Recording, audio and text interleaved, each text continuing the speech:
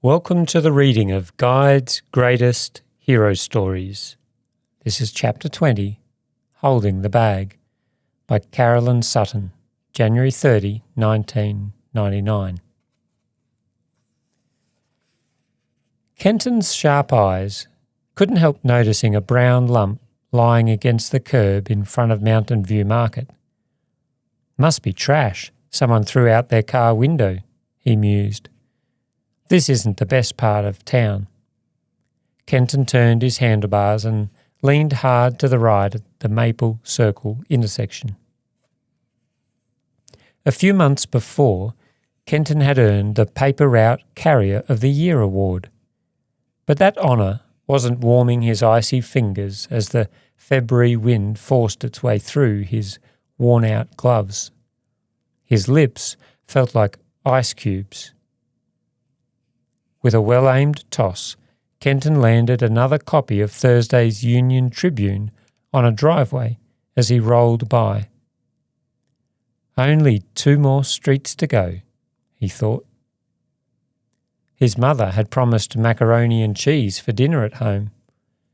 However, the apartment he and his mum had moved into didn't seem like home yet.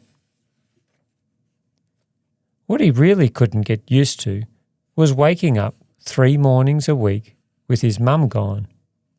He understood that she needed a second job to make ends meet. She'd cried and said she was proud when Kenton told her he'd gotten a paper route to help bring some money to the family. She insisted he save part of it for a computer he'd been wanting.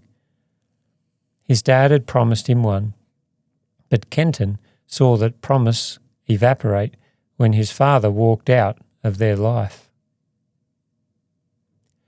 Something that had not changed since his father's departure was having evening worships with his mum. She always asked him and Brandon how their day had gone. They'd talk about how they'd handled problems during the day. Then his mum would say, "Before we pray, let's talk a minute about how Jesus might have handled that situation." Kenton finished delivering the Maple Circle papers and turned back onto Mountain View Drive, heading toward the Century Circle intersection, Mountain View Market, and then only 5 more blocks. Looking ahead, he noticed the brown object he'd seen earlier. Kenton thought, it looks bigger than it did before. The closer he pedalled, the more the trash looked like some kind of stuffed bag. Yes, a strange canvas bag about the size of a large loaf of bread. The icy drizzle around him couldn't dampen Kenton's growing curiosity. Hopping off his bicycle, he propped it up on the kickstand and slowly walked along the gutter. The bag was obviously stuffed full of something. Should he risk touching it? Would it explode? Did it contain money? That last thought did it. Quickly, Kenton scooped the muddy bundle out of the gutter. In the headlight beams of an approaching car, he could make out the black letters stenciled on the bag, Mountain View Market. A quick look inside the cover revealed bundles of cash secured by rubber bands. Someone must have been taking the market's money to the bank and dropped it, he thought. With a racing heart, Kenton tossed the bag of money into the empty newspaper basket on the rear of his bicycle and started pedaling for home. There's a lot of money in that bag, he thought. Maybe I should keep it. After all, finders keepers, right? The image of a new computer suddenly rose up out of the mists of his mind. Then, at that exact moment, something blindsided Kenton. The words he'd heard his mother speak so often sliced sharply into his conscience. "Let's talk a minute about how Jesus might have handled that situation.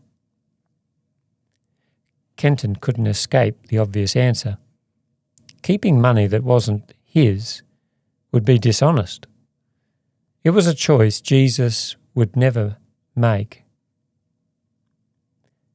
Jesus, he prayed silently, you know I want to keep this money for a new computer. But most of all, I want to be like you. Okay, said Kenton out loud to himself. If I want to be like Jesus, my only choice is to return the money. A few minutes later, Kenton placed the soggy canvas sack on the Mountain View Market checkout counter. Almost immediately, a total stranger rushed over to hug and kiss him. Someone else pressed a $20 bill into his hand. Obviously, returning the money was making a lot of people very happy. Later that evening, Kenton ate macaroni and cheese while he described to his mother and Brandon what had happened. The lady who gave me money could have just said thank you. But, he added with a grin, it's nice to be $20 closer to a new computer. Well, how much more do you have to save? Brandon asked. Only about $1,000, Kenton said, laughing. The following afternoon, Kenton wheeled his bicycle through the rain into the newspaper dispatch centre to pick up his load of papers.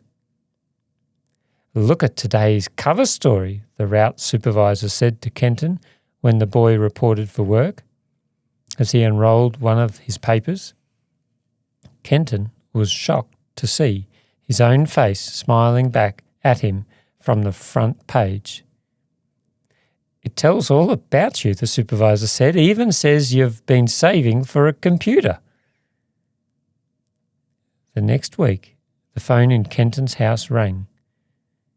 Kenton McDougall, a serious-sounding voice said, we need you and your mother to come down to the Union Tribune editor's office at 3 today. Kenton called his mother and she made arrangements to be gone from work. When they arrived at the newspaper office, 5 middle-aged men in business suits rose to face Kenton and his mother. A photographer began snapping pictures. Kenton, said the newspaper editor, these businessmen read about the choice you made to be honest, and they want you to know that somehow, in the end, honesty always pays. One of the businessmen stepped forward. I'm Mr. Branner, he said, shaking hands with Kenton and his mother. I'm with Branner Appliances. I read that you're saving for a computer. Here's a cheque for $200. I'm Mr. Hutchins from Central Office Supply, said a shorter man. Here's another $200 toward your computer. And so it went, down the line, until Kenton was holding cheques totalling $1,000. By the way, said the editor, who was now smiling broadly, a lot of readers have been sending in donations for you too. It seems they want you to have a new desk to set your new computer on, along with enough software for you to have everything you need in your homeschool studies. I hope you don't mind being on the front page one more time. Back in the car, Kenton and his mum leafed through all the cheques. A note attached to one of the cheques read, always keep in mind that you did the right thing. Another note stated, what you did made my day. I'd kind of given up on kids today. You've helped me believe in them again. Mum, Kenton said with a chuckle, I can't believe I can now get a loaded computer with a printer and a big monitor and a CD-ROM drive. The boy grew serious, and to think that all I did was ask Jesus to help me do what he would have done.